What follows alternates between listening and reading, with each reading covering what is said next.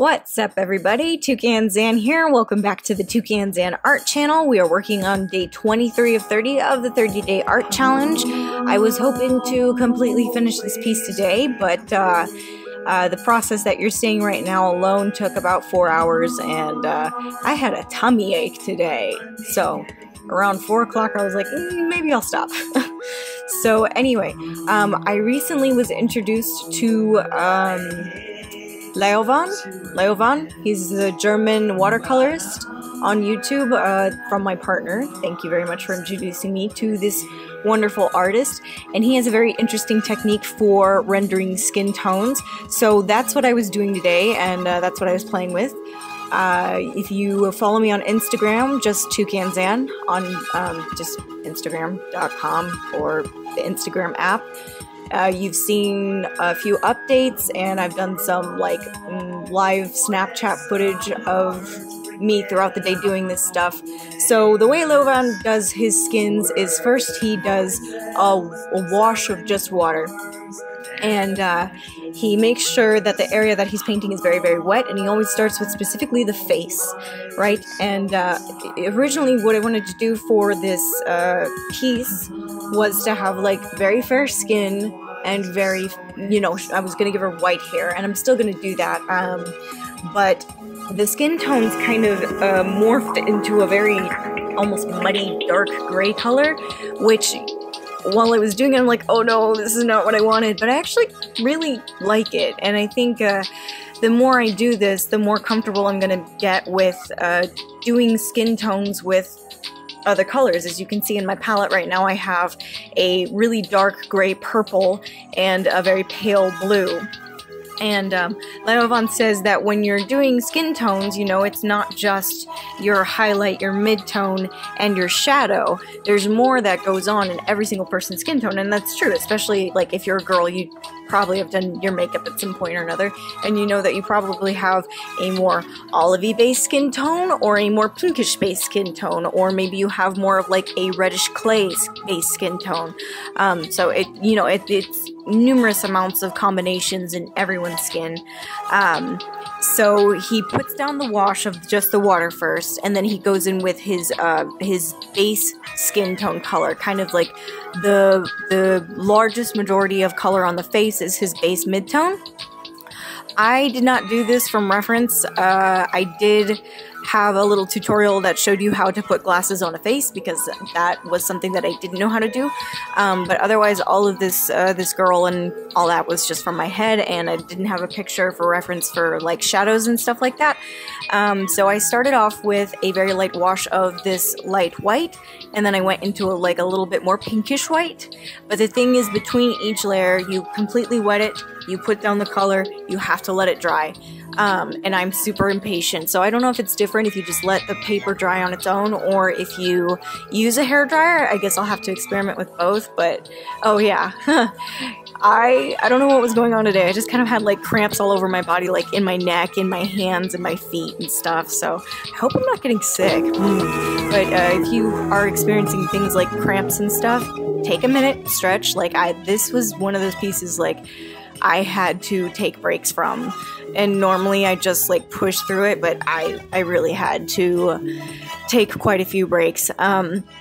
So you let each layer dry completely, and then you go back in with the next portion. So usually he'll do the mid-tone, and like the highlights you don't really do anything with, you just kind of leave them alone, because that's usually the white that you want to see coming through the paper. For me, I chose kind of like the mid-tone highlight to be the base color.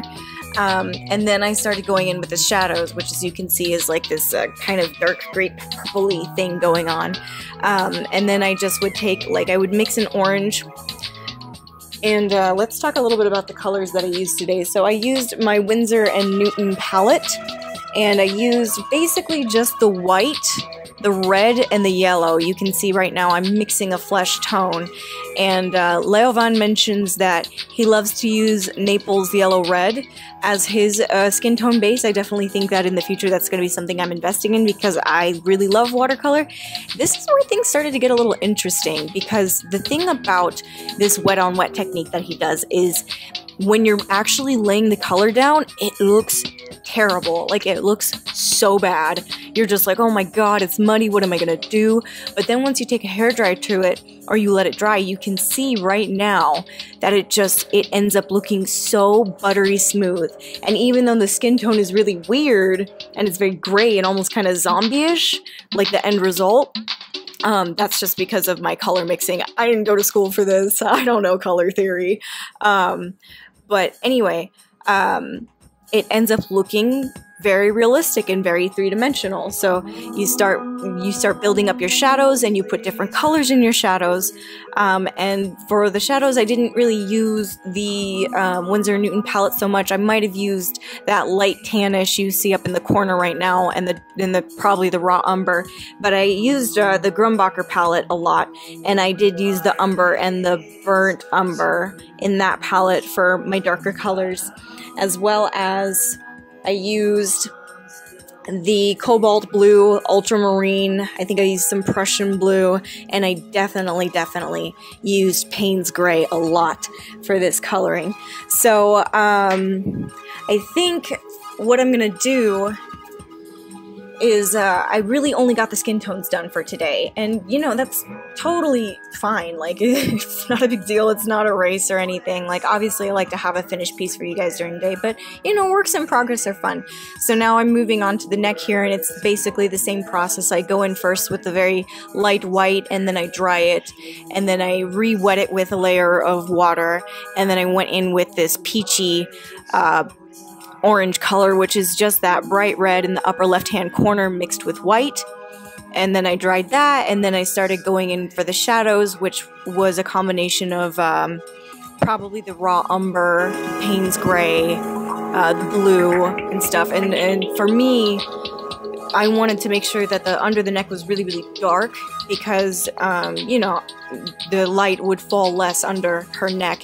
And normally you're supposed to try and figure out where the light source is coming from, but for me, like, this scene takes place at dusk, right? So there's not much light out at the time this picture is taken, even though, you know, it's not a picture, it's just me fiddling around with stuff. So now I'm going in with that pretty pale blue, and it just go in with a very light wash and slowly build up. And you can see, like, oh my god, that one area off to the right there by the neck, I don't know what was going on with it. I must have, in my initial wash of water, just gotten some water outside of the line there, because every single time I laid down new colors, it would just bleed out of the neck, and I kept trying to erase it, and I didn't. So I have decided that I am going to do the rest of the piece probably mostly with gouache, because, as we know, hopefully by now, gouache is very opaque, I think is the way you want to put it. Yeah, it's not transparent, it's opaque, so it's very, like, you won't be able to see mess-ups underneath it. So I did a little bit on the bangs, and considering that I wanted to do white hair, I probably should have been more careful, but I know it's going to be okay with going in with the gouache. Here I am double-handing it again. One hand has the hairdryer, one hand is trying to erase that bleeding on the side there. But I do really like the smoothness that was achieved from this technique. And like I said, I think that as time goes on, I'm going to get more comfortable with it. And I'm so excited to maybe play with more realistic skin tones after this. The only thing about it is, like, it does take a really long time to do. So I'm not patient. I think I have mentioned that before as well. But yeah, no, I'm really excited about this new technique that I learned, and you're gonna see in a minute after I start doing the hand and stuff. I went in and I kind of lined everything in brown, and that looks good, but I think that tomorrow I'm going to go in with Prismacolor to try and kind of soften everything out and kind of blend it out. And next time I do this skin technique, I am not going to line anything. I'm going to just kind of, well, I mean, I might do some details on the nose, but I'm definitely going to rely more on Prismacolor pencils, I think, next time. So now we're starting with the hand here. Again, I go in with that lightest white that I have. I dry that down. I'm then going to go in with the peachy color. You can see exactly what colors I'm mixing right here. There's the peachy color, it's going down right now. And did I mention all the colors that I used today? I think I did. I think so. I'm not sure. Hopefully. And if you missed something, hopefully you can see what I'm doing here. So I get from this piece, I don't really know why, it has the feeling of blue. Like, I was talking with my partner about it yesterday, and he said blue hair, and I was like, you said blue, right? That's exactly the feel of the piece, right? It's not just me, because I think lately I've had a tendency to kind of rely on blue settings, but there is something kind of cool and casual about blue that I think works very well with the vibe of the girl just like flipping off. And oh, by the way, I think this is kind of interesting. So if you're like me and you start mixing and you know, the color's not really staying on the palette, it's staying on your brush more than anything. Sorry, my head's kind of popping into frame a lot today. That's because this piece is very large. It like is most of my workable area. So if you do notice a little bit of camera shake where you wouldn't notice it before, that's because this foam core board that you see me painting on is usually underneath the wood as like a little lift for my tripod. And if you saw my Instagram today, you definitely saw my sweet ghetto setup of using a Home Depot bag to counterbalance my tripod. If anybody has a better way of setting up a tripod to capture speed paints, let me know, because kind of over the way I have to set it up. Like, basically the way I have to set it up is I have to lock myself in to the space. Sorry, I got sidetracked. So this is going to be blue, right? The theme is blue here, and the vibe of the girl is blue. And I think we're kind of coming to the end because I didn't do much past, see, there I go. I start lining with this dark brown. The nice thing about having to work this large is that I kind of have to keep, like, normally you would not see my palettes in the frame because the pieces I work on are so much smaller. But this piece is really, like, it's large. It's like, oh, geez, I don't know, maybe, I don't know. It's really big, 16 by something, we'll say. And I just have to say, like, this is going to be for sale eventually, and it's probably going to be for quite a bit more than my other pieces because it is so large, and I can definitely tell it is going to take more time. And as an artist, I am charging per hour, of course, because I need to make a living. So I haven't really decided yet how exactly I'm going to price everything down, though. So I don't know. I need to get my e-commerce portion of my website up soon, though, because it's taking up, like, the pictures that I've edited of my pieces for sale are just swallowing up the gigabytes.